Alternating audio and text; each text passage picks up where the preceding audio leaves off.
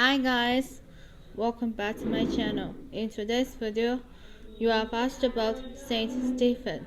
Subscribe to my channel to see more videos and new updates. See you soon. Bye bye. Saint Stephen, Christian deacon in Jerusalem, and the Christian martyr, whose apology before the Sanhedrin, Acts of the Apostles 7, points to a distinct strand of belief in early Christianity. His defense of his faith before the rabbinic court enraged his Jewish audience, and he was taken out of the city and stoned to death. His final words, a prayer of forgiveness for his attackers, Acts of the Apostles 7:60, echo of Jesus. Acts of the Apostles 7:60, echo those of Jesus on the cross. Luke 23:34. Stephen is the patron saint of deacons and stonemasons.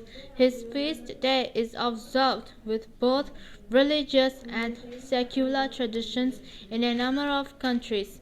The name Stephen is Greek, and chapter 6 of Acts of the Apostles tells us that he was a Hellenist, a foreign-born Jew who spoke Greek. He lived in Jerusalem and had become a Christian. The Hellenist converts, who probably formed a minority in the early Christian community, complained that the care of the elderly widows was neglected by the Hebrew-speaking majority.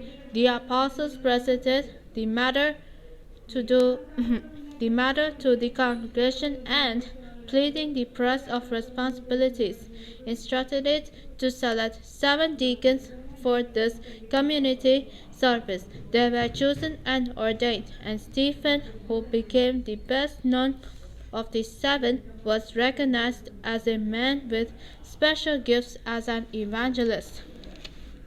He engaged in religious discussions among the adherents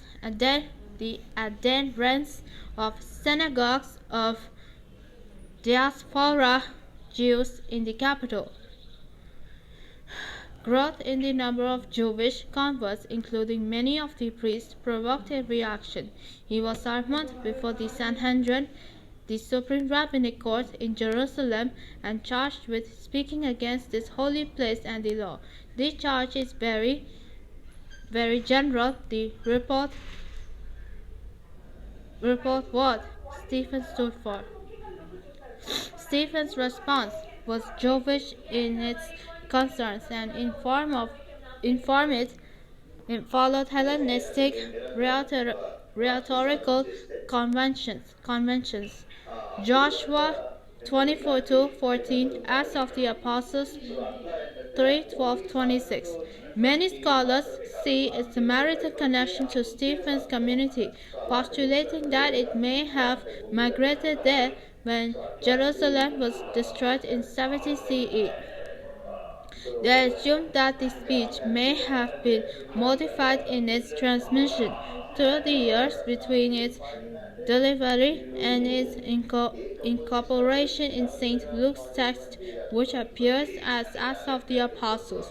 In any event, what Stephen seems to say about temple and law would not have displeased Samaritan ears either. Through it is properly Stephen's independent and original conviction. Stephen was bitterly opposed to the temple in Jerusalem and its sacrificial cult.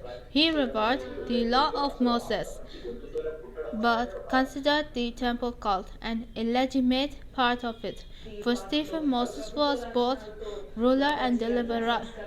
Acts of the Apostles 7:35, he had delivered living oracles the true law, and he had promised that God would raise up another prophet, Jesus, as he had raised up Moses 7:37.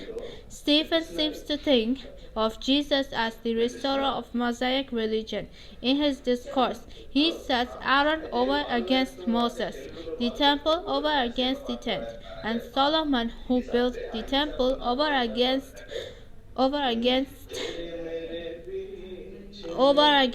David, who was persuaded. Not for Stephen, the building of the temple was a bit of adultery comparable to Aaron's golden calf. The Most High does not dwell in houses made with hands. 748. Stephen's feelings about the temple seem to have been more completely negative than those of the first Christians. Generally, the latter including Saint Paul, continued to frequent it. Its sacrificial rites served in many ways to shape the theological interpretation of salvation through the death of Jesus. On the other hand, it has been suggested that he may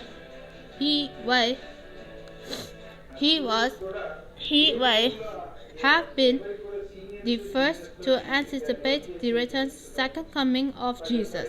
In a moment of rapture, at the close of his apology, he saw the heavens opened and the Son of Man standing at the right hand of God. The title Son of Man,